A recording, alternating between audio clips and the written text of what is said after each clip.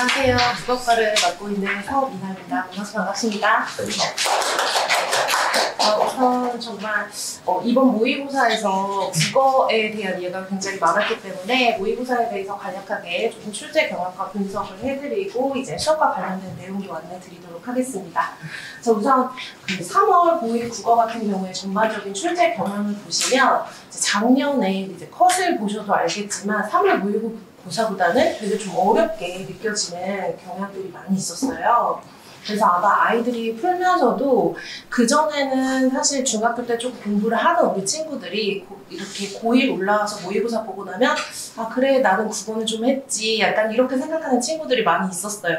근데 이제 이번을 풀면서 아 이거 좀 아니네 내가 그동안 국어 공부 잘했나 이렇게 생각하는 친구들이 꽤 있었던 것 같아요. 이번 어떤 출제 경향을 보면 좀 원래는 중등에서 배웠던 내용을 전체적으로 정리하고 내가 확인해 볼 수 있는 그런 문제들이 나오는 게 맞는데 이번에는 조금 이런 거 내가 했었나? 약간 이런 거는 나는 안 했던 것 같은데처럼 앞으로는 이런 것도 공부해야 된다라는 좀 공부 방향을 알려주는 그런 경향이 좀 컸고요. 근데 이제 전체적인 지금 어떤 수능이라든지 모의고사 출제 방향이라든지 이런 걸 봤을 때는 흐름에서는 벗어나지는 않았어요. 그래서 보시면 여기 아마 아이들이 이제 고1 학부모님들도 계시고 해서 보면 문제를 풀고 점수를 가져오시면 어떻게 보시는지 모르겠어요. 보면은 보통 여기 나온 것처럼 이제 화작 문항해서 열문항이 이렇게 나와 있고 그리고 이제 문법 5문항, 이제 비문학 3세트, 그 다음에 문항은 4세트인데 이제 문항은 문학, 비문학 똑같이 이렇게 비율은 되어 있습니다. 그래서 아마 보면 아이들이 점수상으로는 뭐 몇 점이다, 몇 등급이다 하시지만 그 안에를 좀 보셔야 돼요. 일단 우선적으로 가장 먼저 체크를 하셔야 될 부분은 뭐냐면 1번에서 15번이에요. 제가 여기에서 뭔가 좀 틀려가지고 3등급 이상을 받는 애들을 본 적이 없어요. 여기는 무조건 맞아야 되는 영역이에요. 왜냐면은 좀 내가 공부를 하면서 화작 같은 경우는 본격적으로 배우진 않았지만 중학교 때도 뭔가 담화의 유형으로 한두 개씩은 이렇게 친구들이 배웠었거든요. 좀 이런 부분들은 독해의 관점에서 봤을 때 조금 연습이 덜 되어 있으면 여기 10번까지의 문항에서 많이 틀리더라고요. 이번에도 제가 이따 오답을 보여드릴 건데 거기에 보면 화작 문항 중에서도 오답이 많이 나온 게 있었어요. 그리고 문법 같은 경우도 문법은 딱 이제 11번에서 15번까지 이렇게 5문제가 나오게 되어 있는데 이 부분이 대부분 보면 문법의 전 영역 중에서 의문론 파트가 빠지는 경우가 없어요. 근데 우리 친구들이 이번에도 의문론 파트에서 문제가 나왔는데 그런 부분들 틀렸다라고 한다면 중학교 때 분명히 비어있는 부분이나 정리가 안 된 부분들이 있는 거고요. 그리고 이제 비문학 같은 경우는 아마 요거는 좀 편차가 많이 큰 것 같아요. 우리 학생들이 비문학을 꾸준히 중학교 때부터 얼마나 지문들을 읽어왔는지 그런 부분들의 차이가 있었고 문학에서도 골고루 뭐 고전 시가라든지 산문, 그 다음에 현대시 이런 부분들이 나와 있는데 이런 부분들 어땠는지를 체크를 한번 해보셔야 됩니다.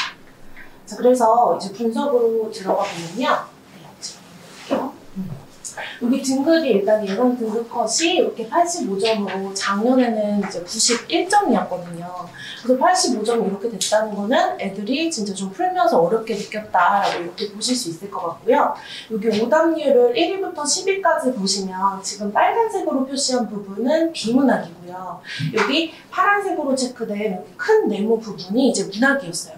근데 사실은 이런 오답률을 체크할 때 보시면 대부분 비율상 비문학이 엄청 많았거든요. 근데 이번에는 오답률 1, 2위가 비문학은 맞는데 문학에서 되게 오답률이 생각보다 많았어요. 그래서 제가 그게 이번에는 왜 그랬는지 말씀을 드릴 건데 자 그럼 바로 넘어가서 보도록 하겠습니다. 먼저 화작에서는 아까 대부분 사실은 오답률 10위 안에 화작이 들어가는 경우는 없어요. 근데 보니까 애들이 이게 9번째로 오답률이 높았더라고요. 그래서 제가 왜 그런가 보니까 여기 보시면 뭐 일화를 제시했다, 지글법이다, 감정이입이다, 의태어다 이런 거 사실 문학 용어거든요.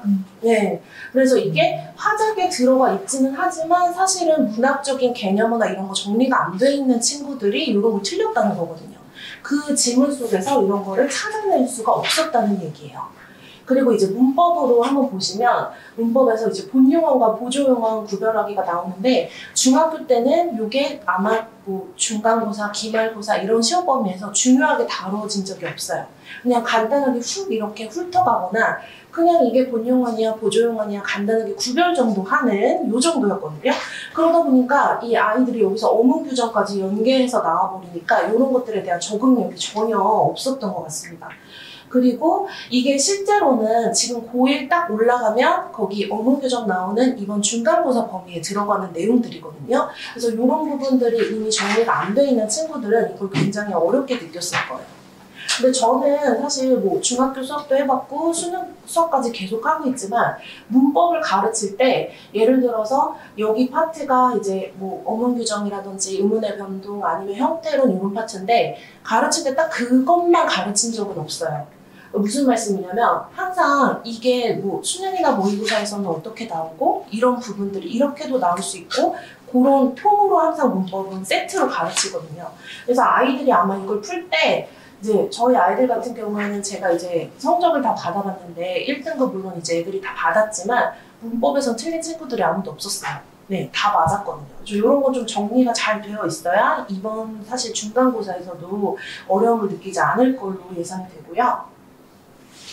그리고 여기서도 의미론에서 나왔었는데 예전에는 그 의미론이 문제가 어떻게 나왔었냐면 왜 아이들이 사전 찾는 거 있잖아요. 좀 사전을 찾았는데 이렇게 나온 걸 보니까 뭐 동의어다, 다의어다. 그 다음에 너 이 안에서 뭐 의미관계를 파악할 수 있냐. 요 정도 나왔는데 아 이제는 그건 너무 진짜 옛날 유형이고요. 요즘에는 이렇게 의미 자질이라고 해서 약간 아이들이 아예 못 들어본 친구들도 있을 거예요. 이런 부분들이 나오게 되면서 중학교 때 배운 그런 의미관계가 확대된 건데 아마 이걸 정리가 하지 않았던 친구들은 틀렸을 수도 있는데 실제로 오답률은 높진 않았어요. 왜냐면 이 두 유형 문제가 그러니까 약간 비문학 같았거든요. 그냥 여기 있는 보기를 읽고 나면은 해석은 되기 때문에 아마 이제 조금 독해력이 있는 친구들은 풀 수 있는 그런 유형이었습니다.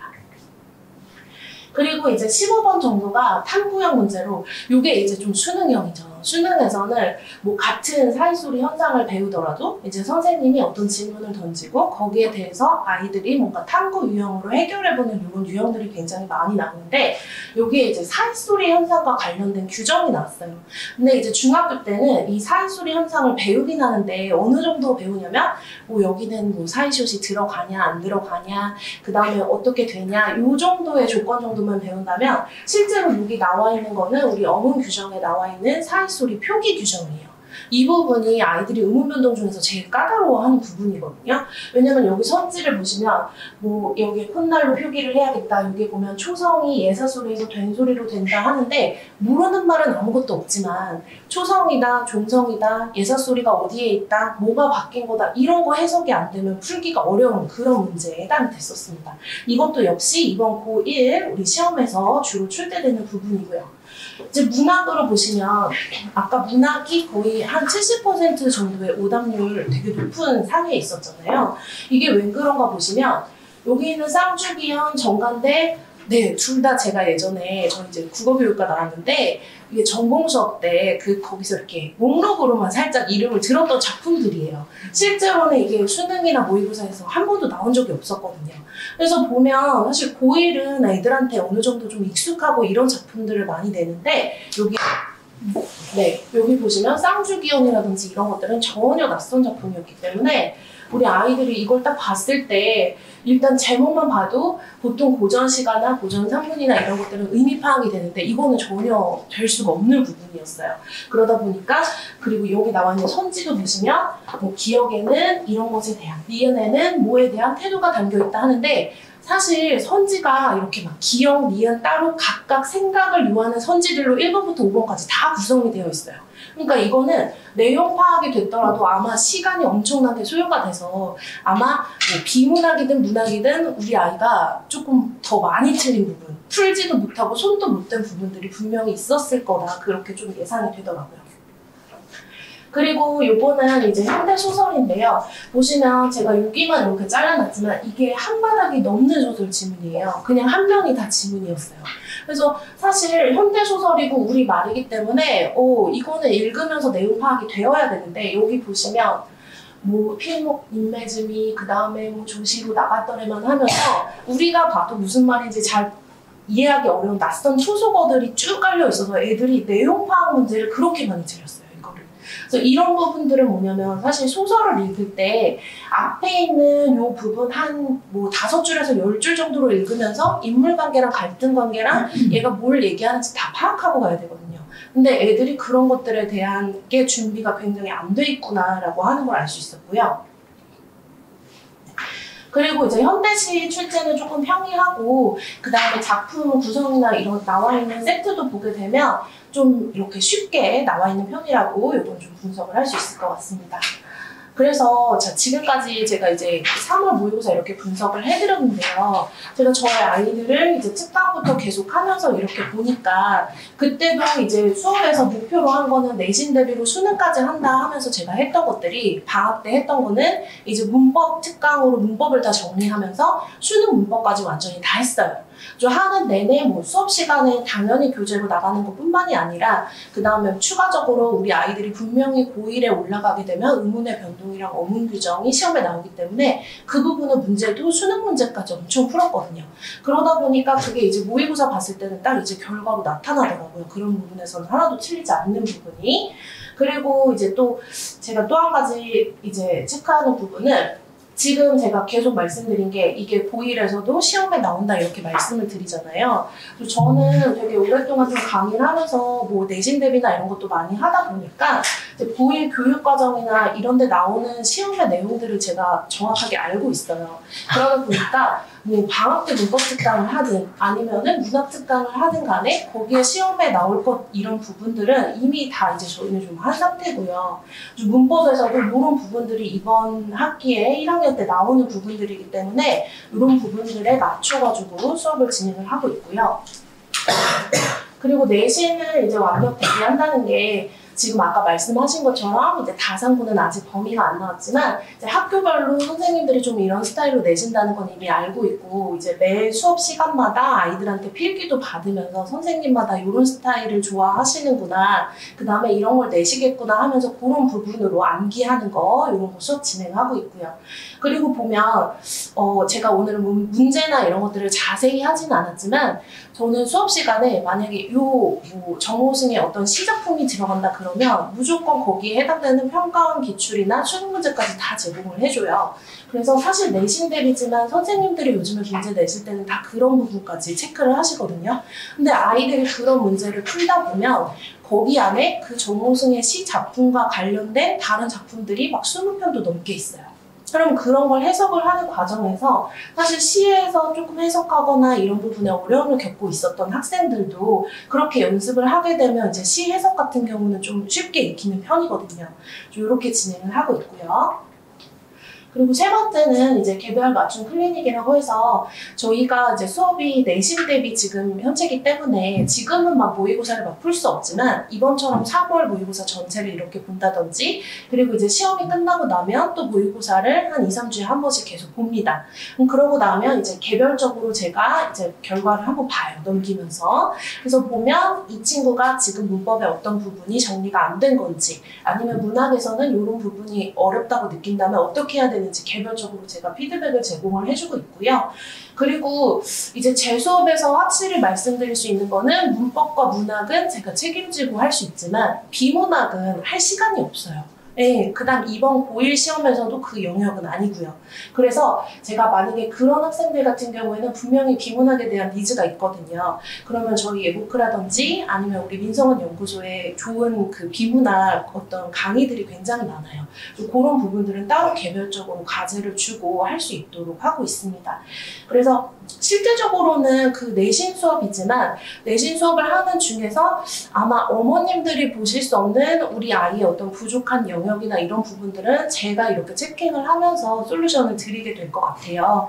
그래서 믿고 맡겨주신다면 우리 아이들 내신과 수능 함께 해서 아까 이제 전천후로 저희 4가지 모듈 1등급 될 수 있도록 그렇게 지도하도록 하겠습니다.